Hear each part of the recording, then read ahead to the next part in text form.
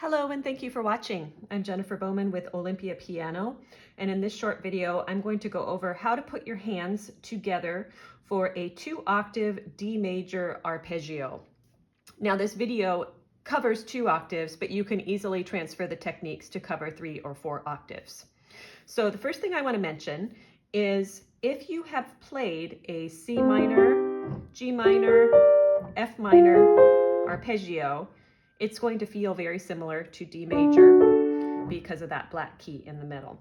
So you can simply transfer those skills over and have your starting note be D if you've already learned those keys. So we're going to begin by reviewing the notes of a D major arpeggio, which are just the chord tones. So Do is D, Mi, F sharp, and So is A. And we'll review each hand separately before discussing the techniques to put the hands together. So we're going to use a technique called blocking to lock in the fingering for each hand, starting with the right hand. So 1, 2, 3 is the fingering for root position.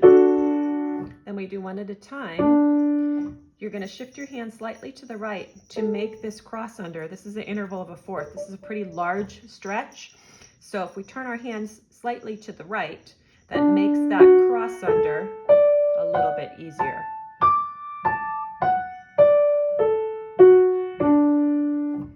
Now the left hand, same thing, except that left hand fingering will be different. So we'll have a pinky alone at the bottom for the blocking, then 4, 2, 1.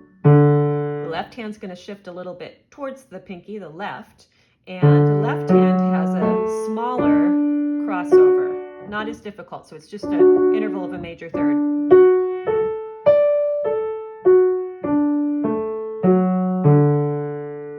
So to put the hands together, we're going to get them all set in position. Left hand 5, 4, 2, 1, right hand 1, 2, 3. We're going to shift a little bit towards each pinky, creating a U shape here. This is going to make it easier to cross under.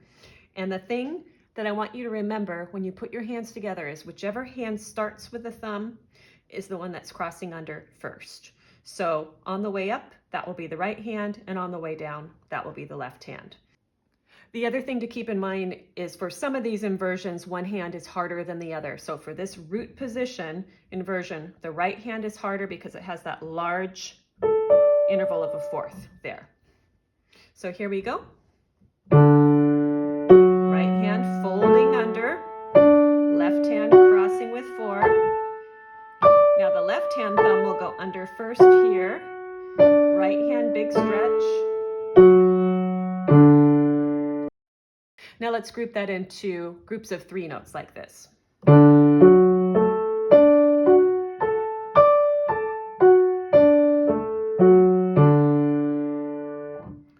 Now, to go into first inversion, we're going to put this Do on top. So that means we have Mi, So, Do. So we're not going to start with our thumb on a black key.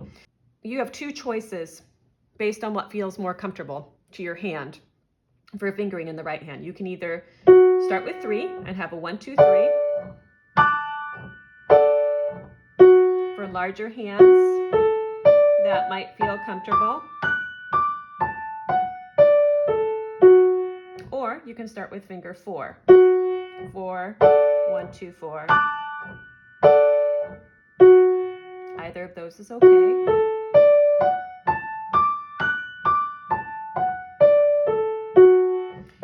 The interval here where you're crossing is small for this one for the right hand, so this should feel pretty comfortable no matter which fingering you choose.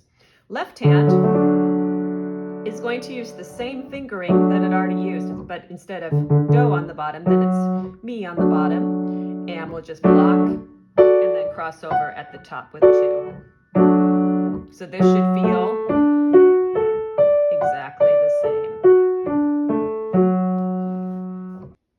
So we'll do both versions of the right hand fingering, first with finger 3. So left hand on 4, right hand on 3. Right hand's going to cross right away. Left hand's going to set up with a U shape. Here we go.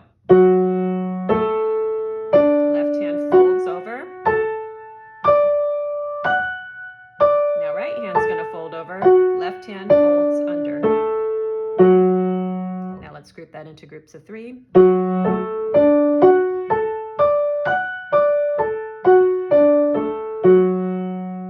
Here's first inversion now with finger 4. The benefit to using finger 4 in the right hand is that both finger 4s will be on the black key and all the finger numbers are the same, so it makes it easier to remember.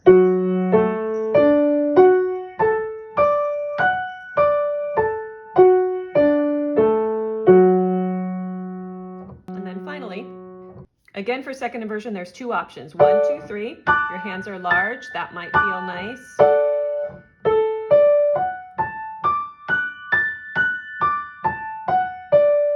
Or 1, 2, 4. Notice the U shape here as I do this. And crossing under.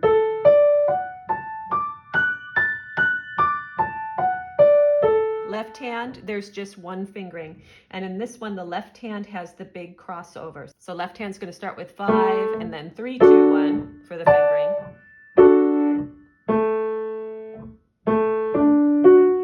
Here's your big cross, your interval of a 4th. Notice I'm not going like this. I'm folding over with that U shape here.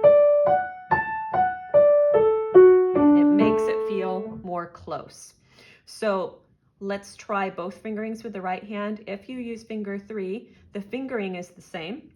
And by the way, the left hand is the harder hand in second inversion because of that large stretch. Big stretch here. Or you can have finger 4.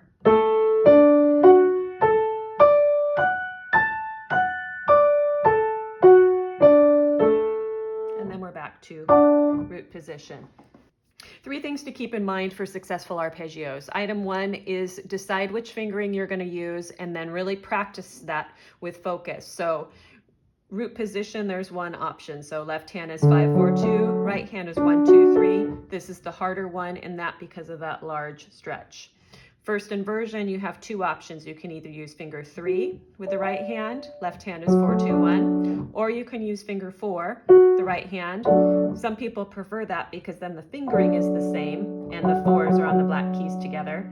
And then finally, second inversion, left hand is 5, 3, 2, 1. Right hand can either be 1, 2, 3 or 1, 2, 4. So figure out what works for your hand and then stick to it. Item 2, really get your hand set up with those U shapes here, angling slightly out to the side because that really allows your thumb to cross under and fingers to cross over with less distance. And item 3, go ahead and stand up just a little bit on the black keys to give yourself space to crawl under. So I hope you have found this video helpful. Please subscribe to my channel for more videos like this and also videos on piano literature and quick piano tips. Thanks again for watching.